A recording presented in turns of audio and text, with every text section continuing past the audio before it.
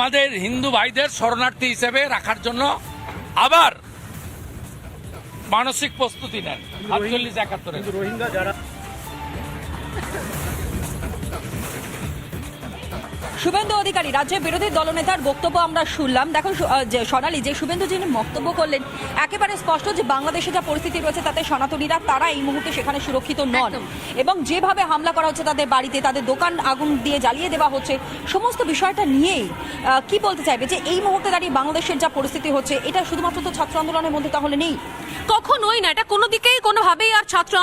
আন্দোলন নয়। এবং যেরকম বলছিলাম কিছুক্ষণ আগে, যেভাবে কোথাও সরকারি সম্পত্তি পাগলের মতো ধ্বংস করা হচ্ছে, তাণ্ডব করা হচ্ছে, এই মুহূর্তে আজকে এখন ঘড়ির কাঁটায় ভারতীয় সময় এখন দুপুর 2:15, এই মুহূর্তে কিছুক্ষণ আগের ছবি আমরা দেখছিলাম যে পরিমাণ বিপুল মানুষজন, আজকে তোমরা জানো যে গণ মার্চের ডাক দেওয়া হয়েছিল এই সমস্ত জঙ্গি সংগঠনের তরফ থেকে যারা ছাত্র আন্দোলন নামে জঙ্গি আন্দোলন করছে, এবং সেখান থেকে যারা যারা সেখানে এসেছে সেই মুহূর্তে মার্চ করে তারা চলছে গণভবনের দিকে, সেখানে ঘেরাও করা হবে এবং এই আশঙ্কাও করা হচ্ছে হয়তো সেখানে ভাঙচুর করে আবার সেখানেও আগুন লাগিয়ে দেওয়া হতে পারে। কিছুক্ষণ আগে যে ছবি আমরা ব্রেক করেছিলাম এক্সক্লুসিভলি, কোথাও জামাতি তরফ থেকে প্রশিক্ষণ দেওয়া হচ্ছে সেই কাশ্মীরি কায়দায়, তালিবানি কায়দায়,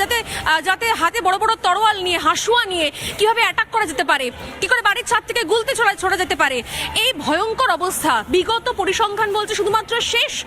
48 ঘন্টায় 14 থেকে 15 জন পুলিশকর্মীকে পিটিয়ে খুন করা হয়েছে। এটা কোনো সাধারণ আন্দোলন নয়, এটা একেবারেই জঙ্গি আন্দোলন, এবং যেভাবে কোথাও নাশকতামূলক উদ্দেশ্যে বড় ষড়যন্ত্রের জন্য গোটা দেশকে অশান্ত করার জন্য